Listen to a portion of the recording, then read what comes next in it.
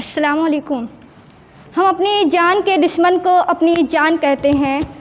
हम अपनी जान के दुश्मन को अपनी जान कहते हैं। मोहब्बत की इसी मिट्टी को हिंदुस्तान कहते हैं।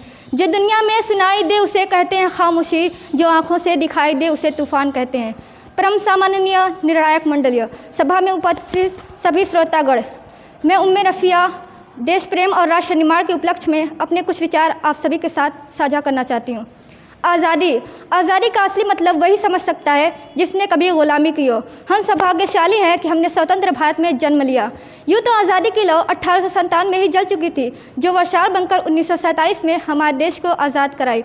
प्राचीन, मध्यकालीन और वर्तमान उदाहरण से मैं स्पष्ट करना चाहूँगी कि जब हम फिरंगियों के फेरे में फंस गए थे तो शहीदान वतन के एक नारे पर टोले के टोले उमड़ आते थे और उनके नारों से खून में आने वाला 5-5 डिग्री का तूफान अंग्रेज़ी शासकों की जड़ों में तूफान ला देता था। लोग मर जाते थे, कट जाते थे, फांसी चढ़ जाते थे, तो वो भी अपनी देशभक्ति साबित कर रहे होते थे, क्योंकि वो उस दौर की देशभक्ति थी, कसौटी थी। उसके बाद 62, 65 और 71 के युद्धों में अपना सुहाग गंवा देने वाली औरत, जब घर के हालात ये हो जाया करते थे कि प्यार भी भरपूर गया, मांग का सिंदूर गया, नन्हे नौनिहालों की लंगोटियाँ चढ़ी गई, छोटी छोटी बेटियों की चोटियाँ चढ़ी गई, बाप की कमाई गई, भाई की पढ़ाई गई। ऐसा एक विस्फोट हुआ, पता ही चला नहीं, किंतु पूरे जिस्म की कई बोटियाँ चली गई। और आपके लिए तो एक आदमी मरा है साहब, किंतु मेरे घर की तो रोटियाँ चली गई, मेरे घर की तो रोटियाँ चली गई।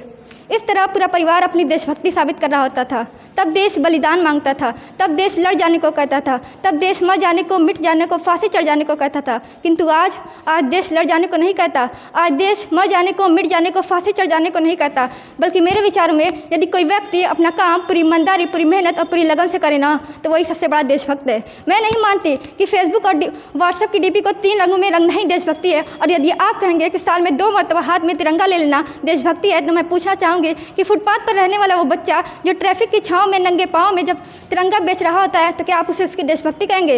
ये उसकी देशभक्ति नहीं, उसके पेट की भूख की शक्ति है जो उसे ऐसा करने पर मजबूर करती है। क्योंकि न मस्जिद को जानते हैं, न शिवालों को जानते हैं। जो पेट के भूखे होते हैं ना, वो सिर्फ भोजन के निवालों को जानते हैं। आज परंतु कुछ वैचारिक बीमारी मुझे अपने समाज में नज़र आती है। कहते हैं कि हम दुनिया के सबसे बड़े लोकतंत्र हैं, जहाँ हिंदू पैदा होते हैं, मुसलमान पैदा होते हैं, सिख और ईसाई भी पैदा होते हैं, मगर बदकिस्मती से अब इंसान पैदा नहीं होते। और मेरे विचारों में न हिंदू की ज़रूरत है, न मुसलमान की ज़रूरत है। राष्ट्र निर्माण के लिए केवल अच्छे इंसान की ज़रूरत है, केवल अच्छे इंसान की ज़रूरत है। एक शैक्षिक बीमारी भी मुझे अपने समाज में नज़र आती है, और बड़े आश्चर्य की बात है कि जिस देश ने पूरे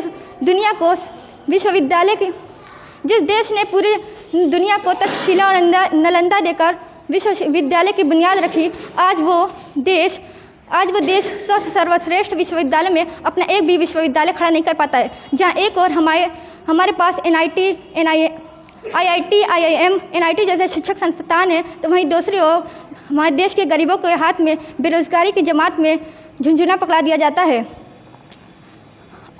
हमारा राष्ट्रमार्ग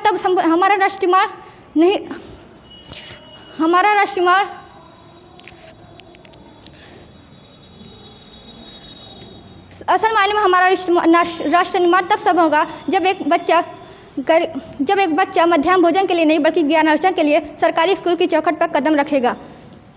असल मायने में हमारा राष्ट्र निर्माण तब संभव नहीं होगा जब तक एक नागरिक नैतिक रूप से सतीन, चारित्रिक रूप से भ्रष्ट, मानसिक रूप से दिवालिया, राजनीतिक रूप से गंदा, शैक्षिक मान्य मूल्य के आंकड़ों पर छिन्न छिन्न पैबंद में अखंड भारत को खंड खंड करता रहेगा। तब तक हमारा राष्ट्र निर्माण संभव नहीं होगा।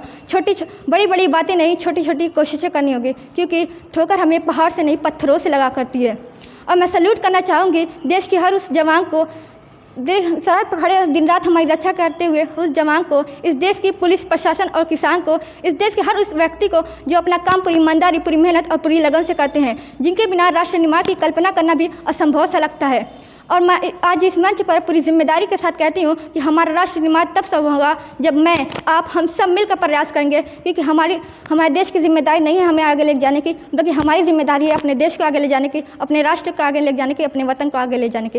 और अंत में बस यही कहना चाहूँगी कि मेरा देश महान था, महान है, महान रहेगा। होगा हौसला सबके दिलों में बुलंद, तो एक दिन पाकिस्तान भी जय हिंद कहेगा। पाकिस्तान ही का सारा जहाँ जय हिंद कहेगा, क्योंकि सारे जहाँ से अच्छा हिंदोसिता हमारा, हम बुलबुलें हैं इसके, ये गुलिस्तान हमारा, ये गुलिस्तान हमारा।